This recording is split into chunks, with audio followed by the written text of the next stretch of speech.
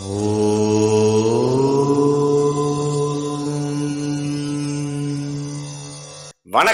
நான் உங்கள் அன்பான சயின்டிபிக் வேதிக் அஸ்ட்ராலஜி பேசுகிறேன். நல்லது நினைப்போம், நல்லதே நடக்கும்.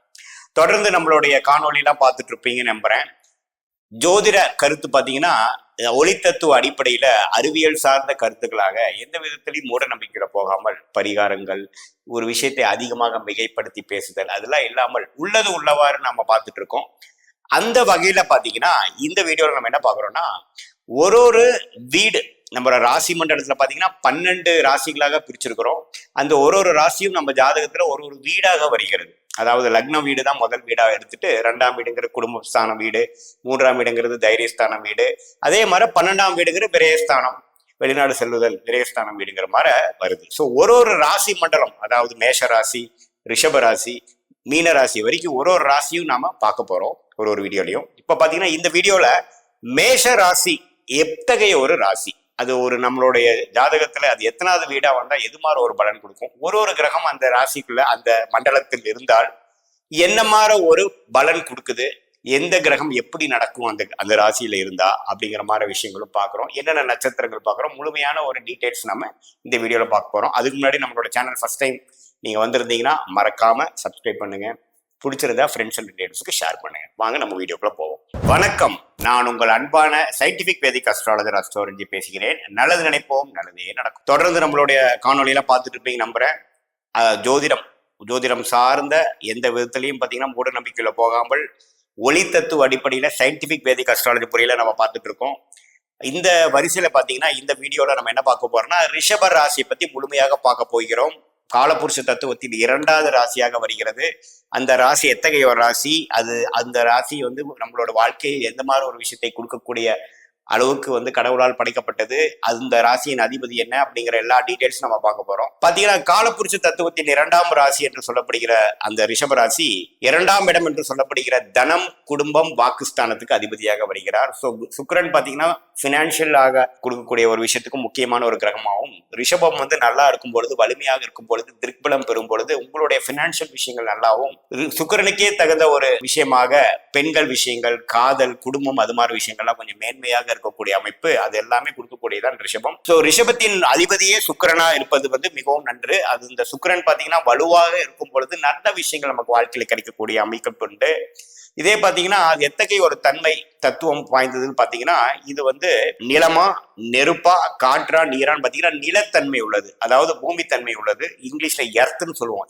எர்த் சைன் அப்படின்னு சொல்றோம். ஸோ அதே சமயத்துல இது தரராசியா, ஸ்தரராசியா, உபயராசியான்னு பாத்தீங்கன்னா இது ஸ்தரம் என்று சொல்லப்படுகிற பிக்சட் ராசியாக வருகிறது. எந்த ஒரு கிரகமும் ரிஷபத்தில் இருக்கும் பொழுது ஒரு நிலைத்த தன்மை கிடைக்குது. அதாவது மேஷம் மாற சரமா மூவபிளான டெண்டன்சி கொடுக்காமல் ஒரே இடத்துல இருக்கக்கூடிய ஒரு பிக்சட் டெண்டன்சி கொடுக்கக்கூடிய ஒரு ராசியாக ரிஷப ராசி வருகிறார். அது காலபுருஷ தத்துவத்தில் 2வது ராசியா வரனால பண விஷயமும், குடும்ப விஷயமும், அதே சமயத்துல வாக்கு விஷயங்களும் ஓரளவுக்கு ரூல் பண்ணக்கூடிய ஒரு ராசியாக வருகிறார். அது என்னென்ன நட்சத்திரம் உள் அடக்கியதுன்னு பாத்தீங்கன்னா, கிருத்திகை நட்சத்திரம் அல்லது கார்த்திகை நட்சத்திரம் என்று சொல்லப்படுகிற நட்சத்திரத்தின் கடைசி 3 பாதம், 2வது பாதம், 3வது பாதம், 4வது பாதம் உள்ளடக்கியது.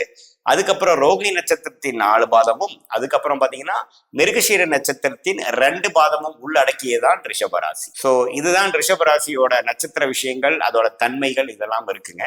ஸோ இந்த ரிஷபம் பாத்தீங்கன்னா எந்த அளவுக்கு ஓரளவுக்கு குரு, அந்த சுக்கிரன் அதோட அதிபதியே சுக்கிரன் அங்கிருந்து, அல்லது சுக்கிரன் பார்க்கப்பட்டு, அல்லது பௌர்ணமி சந்திரன் அங்கிருந்து, அது மாதிரி இருக்கும் பொழுது எந்த அளவுக்கு வலுத்து இருக்குதோ அந்த அளவுக்கு நான் முதலே சொன்ன மாதிரி லக்ஸூரியஸ் லைஃப், பினான்சியல் விஷயங்கள், பெண்கள் விஷயங்கள், பெர்ஃப்யூம்ஸ், ஒரு ஆடம்பர விஷயங்கள், வீடு, வண்டி, வாகனம், அதெல்லாம் கொஞ்சம் சொகுசான வாழ்க்கையை கொடுக்கக்கூடிய ஒரு பாவமாக சுக்கிரனோட வீடாகிய முதல் வீடாகிய ரிஷப ராசி வருகிறது. அது உங்களோட ஜாதகத்தில் எப்படி இருக்குன்னு பாத்துக்கங்க. இப்போ நாம ஒரு கிரகமும் அந்த ரிஷபத்துல இருக்கும் பொழுது எத்தகைய தன்மை வாய்ந்தது, அது எப்படி உங்க ஜாதகத்துல வேலை செய்ய போகுதுன்னு நம்ம பார்க்க போறோம்.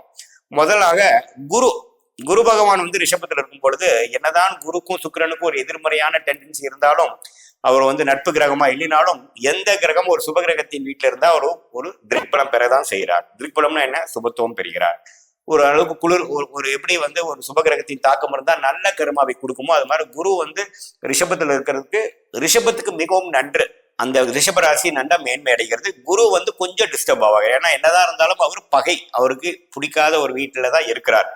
அசுரகுரு தேவகுரு என்று சொல்லப்படுகிற ஒரு எதிர்மறையான விஷயங்கள் சுக்கிரனுக்கும் குருவுக்கும் கண்டிப்பாக உண்டு. ஸோ அப்படிங்கிறப்போ ரிஷபத்துக்கு நல்லது, குரு திசை வந்து ஓரளவுக்கு மேன்மையான ஒரு விஷயங்கள் கொடுக்குமே ஒழிய நட்பு உச்சம் அப்படிங்கிற அளவுக்கு கொடுக்க முடிய அளவுக்கு இருக்காது.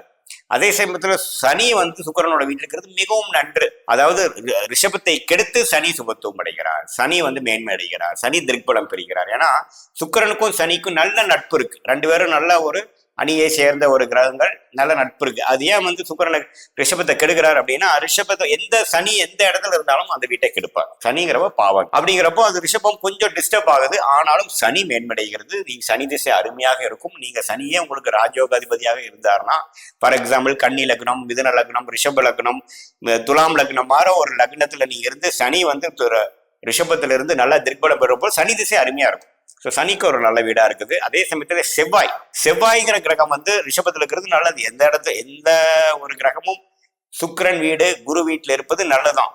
அதே மாதிரி செவ்வாய் வந்து ரிஷபத்துல இருந்து விருச்சிகத்தையே பார்க்கிறார். தன் வீட்டை தான் பார்ப்பது வலுங்கிறனால விருச்சிகம் வலு பெறுகிறது. சுபத்துவமாக இருந்து விருச்சிகத்தை பார்ப்பது நல்லது, செவ்வாய்க்கு நல்லது. செவ்வாயின் காரத்துவமாகிய விளையாட்டு, ரியல் எஸ்டேட்டு, கட்டிடம், கேட்டரிங், மெடிக்கல், அது மாதிரி விஷயத்துக்கு செவ்வாய் நல்லா இருக்கும். செவ்வாய் கொடுக்கக்கூடிய அமைப்பு கண்டிப்பாக உண்டு. அதே சமயத்துல சுக்கிரனோட வீட்டுல அந்த சுக்கிரனே அதிபதியா இருந்து ஆட்சி பலம், ரிஷபத்தோட அதிபதியா ஆட்சியா இருந்தாருன்னா அருமையான விஷயம். ஸோ என்ன கொடுக்கும்னா, அந்த ரிஷபம் வந்து சுக்கிரனோட வீட்டுகளை வந்தீங்கன்னா இந்த லௌடிக வாழ்க்கையில எல்லா விஷயங்களும் அனுபவிச்சு வியாபாரம், பிசினஸ் அப்படிங்கிற மாதிரி விஷயங்களா செய்யக்கூடிய ஒரு அமைப்பு தான் வந்து ரிஷப ராசி. அதோட லக்னாதிபதியா ரிஷபத்தில் இருக்கும் பொழுது பிசினஸ் மைண்டட் பீப்புளா இருப்பாங்க, சொகுசான வாழ்க்கை வாழக்கூடியவங்களாக இருப்பாங்க, பணம் பற்றிய புரிதல் அதிகமா இருக்கும், மணி கான்சியஸ்னஸ் அதிகமா இருக்கும், ஒரு ஆடம்பர விஷயத்தை எப்படி வாழ முடியும், எப்படி வந்து நோகாம நம்ம சம்பாதிக்க முடியும், எப்படி ஒரு நம்மளோட வியாபாரத்தை பெருக்கிக்க முடியுங்கிற ஒரு பிசினஸ் மென்டாலிட்டி அதிகமா இருக்கிறவங்க பாத்தீங்கன்னா ரிஷப லக்னம் பீப்புளா இருப்பாங்க. ஸோ அதுல வந்து சுக்கிரன் இருக்கிறது அருமையான விஷயம், லக்னாதிபதியா லக்னத்தில் இருக்கிறது அருமையான விஷயமா போயிடும். அதே சமயத்துல புதன் இருக்கிறது அருமையான விஷயம். ஏன்னா புதனுக்கும் சுக்கிரனுக்கும் அருமையான நட்புறவு இருக்கு. புதன் வந்து சுக்கிரன் வீட்டுல இருக்கிறப்ப புதன் வந்து அருமையான பலன் செய்வார். அந்த புதனே பாத்தீங்கன்னா உங்களுடைய ராஜயோகாதிபதியா இருந்து மகர லக்னம், கும்ப லக்னம், துலா லக்னம், ரிஷப லக்னமா இருந்துட்டா கேட்கவே வேண்டாம். அந்த புதன் திசை அருமையா இருக்கும். நல்ல ஒரு அமைப்பு தான் புதனுக்கு. அதே சமயத்துல சந்திரன் வந்து ரிஷபத்தில் இருக்கிறது, சந்திரன் வந்து உச்சம் பெறக்கூடிய ஒரே வீடு பாத்தீங்கன்னா ரிஷபம். சோ சந்திரன் வந்து ரிஷபத்துல இருந்தா நீங்க ரிஷபராசிக்காரீங்க. சந்திரன் உச்சம் பெறுகிறார். உங்க அம்மா விஷயங்கள் நல்லா மேம்படுது. அம்மாவுக்கும் உங்களுக்கு நல்ல உருவம், அம்மாவு மேல ரொம்ப பாசம் உள்ளவராக இருப்பார். சனி செவ்வாய் பார்வை, சனி செவ்வாய் தாக்கம் இல்லாத பட்சத்தில் இந்த மாதிரி பலன் கண்டிப்பாக இருக்கும். கடகத்தின் அதிபதியாக சந்திரனே வந்து ரிஷபத்துல உச்சம் பெறும் பொழுது, ரிஷபராசியாக நீங்க இருக்கும் பொழுது கடகத்தின் தன்மையான மாதா, தாயார், இடம், வீடு, அது மாதிரி விஷயத்துக்குலாம் நல்ல யோகம் உண்டு உங்களுடைய ஜாதகத்துல. அந்த ரிஷபராசி எப்படி இருக்குன்னு பாத்துக்கங்க. அதே மாதிரி சூரியன் வந்து ரிஷபத்தில் இருக்கும் பொழுது சூரியனோட காரத்துவம் நல்ல விஷயங்கள் தான் இருக்கு. என்னதான் சூரியனுக்கும் சுக்கிரனுக்கும் நட்புறவு இல்லை என்றாலும் சூரியன் ரிஷபத்தில் இருக்கிறப்போ ஒரு சுபத்துவமான ஒரு சுபரோட வீட்டுல இருக்கும் பொழுது சூரியன் வந்து அப்படி ஒண்ணு நம்ம டிஸ்டர்ப் ஆக மாட்டார், ஓரளவுக்கு நல்ல பலனை கொடுப்பார்னு எதிர்பார்க்கலாம். அதே சமயத்துல ராகு ரிஷபத்தில் இருக்கும் பொழுது ராகுவே சுக்கிரன் போல் செயல்படுவார், ராகு இருக்கும் வீட்டின் அதிபதி போல் செயல்படுவார் என்பதுடைய என்ன ஒரு வாக்கியத்துக்கு அடங்க ராகு வந்து சுக்கிரன் போல் செயல்பட்டு அருமையான பலனை கொடுப்பார். அது சுக்கிரன் ராகு வந்து ரிஷபத்துல இருக்கிறது பாத்தீங்கன்னா யோக ராகுவா தான் நம்ம எடுத்துக்கணும். அதே சமயத்துல கேது வந்து ரிஷபத்தில் இருக்கிறது அவ்வளவு ஒரு பிரமாதமான விஷயம் இல்லை, அது ஒரு நார்மலான ஒரு விஷயம் தான். இதுதான் வந்து 9 கிரகமும் ரிஷபத்துல இருக்கும் பொழுது எப்படி வந்து நம்மளோட ஜாதகத்துல பலன் அளிப்பாங்க, யாரு எப்படி பலன், எந்த ஒரு கிரகம் அதிகமான பலம் பெறுகிறது, எந்த கிரகம் பலம் குறையுது அப்படிங்கிற எல்லா விஷயம் நாம இந்த காணொலியில பார்த்தோம். மற்றொரு காணொலியில் சந்திப்போம். நன்றி, வணக்கம்.